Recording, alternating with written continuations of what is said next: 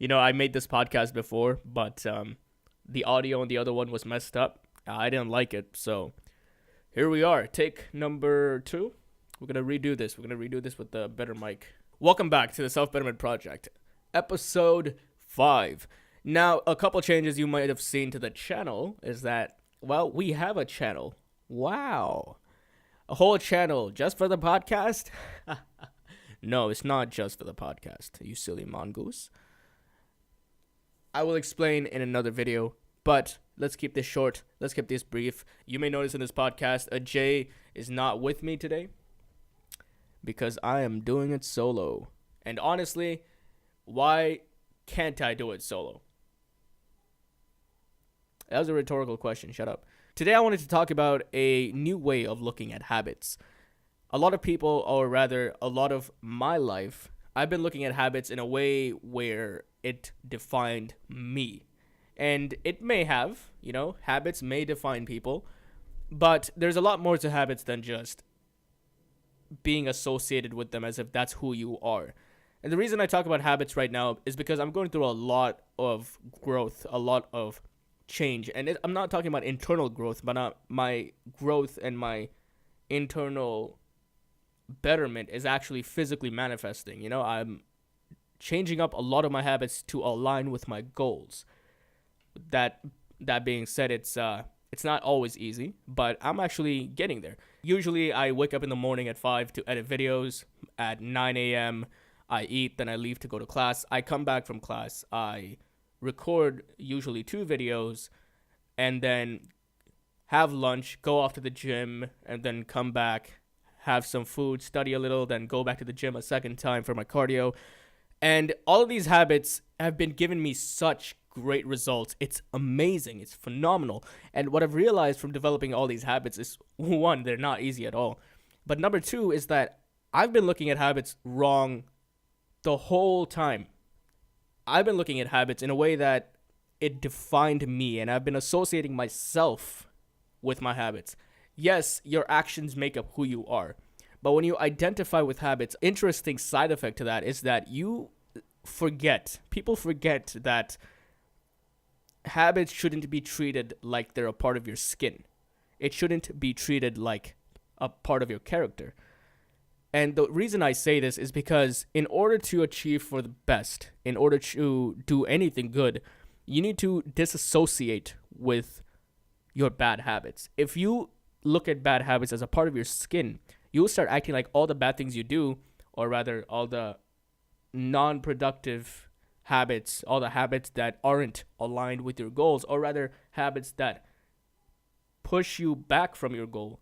All these habits, you'll think, oh, that's just me, that's my character. And that's a very dangerous place to be in. Because the moment you say something's a part of you, that's just who you are, you give that thing so much power to dictate your life. And when it comes to habits, if you know anything about being better in anything, you want to be better at anything, you got to design the habit to build on that. And when a habit is grown, it's really simple. A lot of people, you may think like what I described to you of waking up early and doing all this stuff in one day. I do this every day.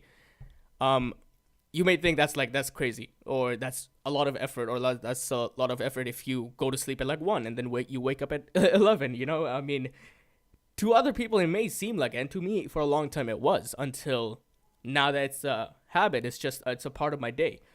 The reason I'm talking about habits so strongly is because what I've learned is that the moment you disassociate from a negative habit that's not aligned with your goal, it's so much easier to look at yourself and say, I can build habit and I can cut out habits a lot more effectively, and it's going to be a lot easier.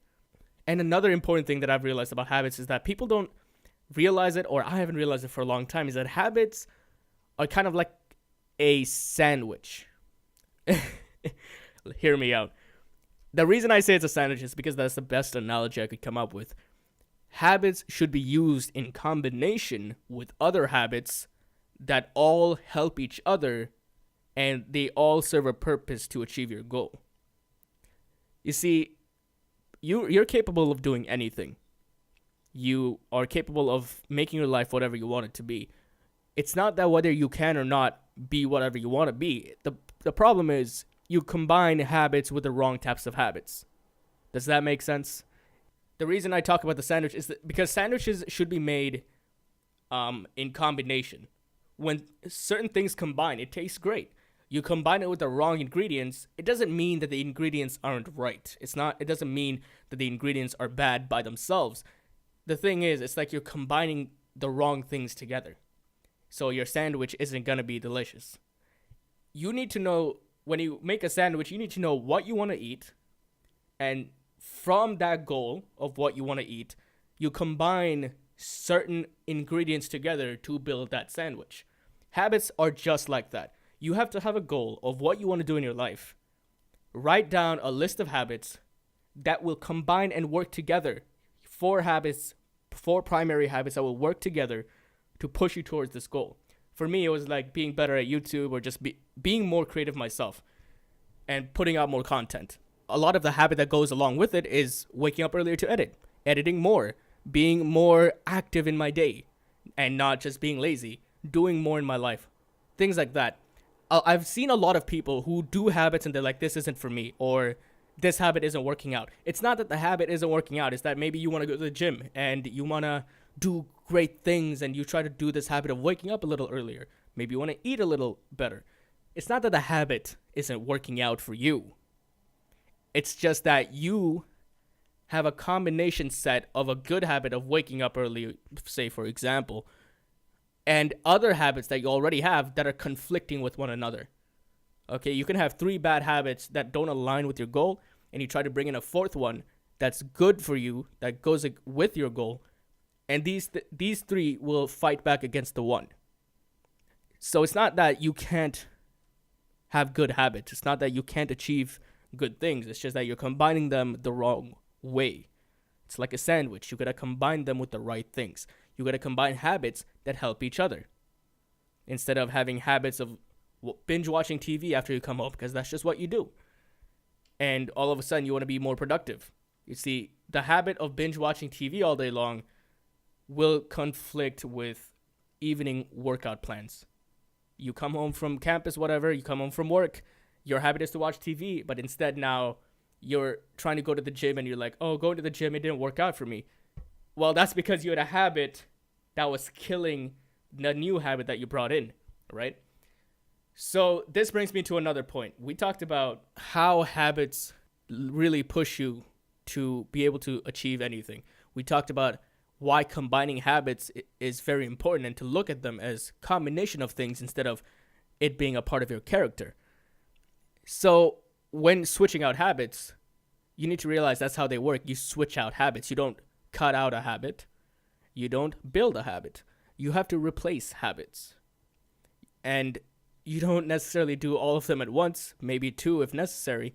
But on top of it taking time, I've seen a lot of people have commitment issues when it comes to building habits.